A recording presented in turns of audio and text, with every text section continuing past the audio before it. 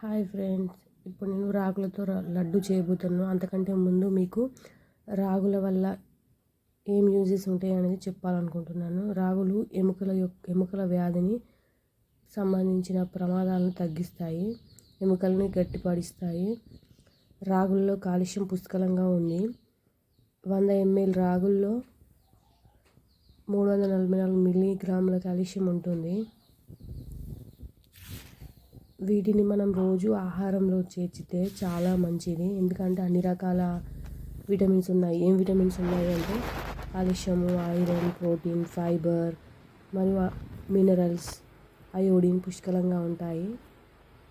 So దానివల్ల మనం ఇది తీసుకోవడం వల్ల మనకు అన్ని రకాల విటమిన్స్ అందుతాయి. వృద్ధాప్య ఛాయలను కూడా దూరం చేయడానికి సహాయపడుతుంది. శరీరానికి శక్తి, బలం చేకూరుతుంది. ఇప్పుడు నేను లడ్డు చేస్తున్నాను కదా, ఈ లడ్డు ఎందుకంటే మనం నార్మల్గా జావా చేసుకొని తాగుతాము, అంబలి అంటాము కదా, జావా అంబలి అని అంటాము.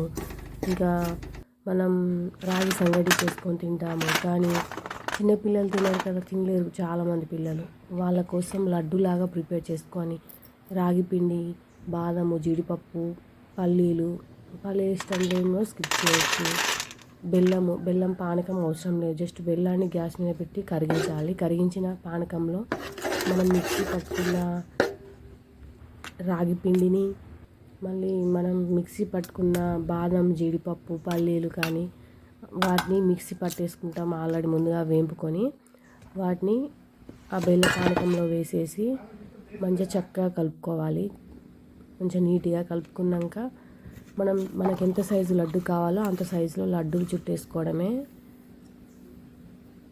మనం చిన్న సైజు కావాలా, పెద్ద సైజు కావాలా, ఇవి పిల్లలకి ఇస్తే చాలా తీయగా తింటారు. అదే స్వీట్ లాగా కూడా చేసుకోవచ్చు, మనం పల్లిపట్లాగా చేసుకోవచ్చు. అలా కూడా చేసుకుంటే ఇదేదో స్వీట్ అనుకొని పిల్లలు మంచిగా తింటారు.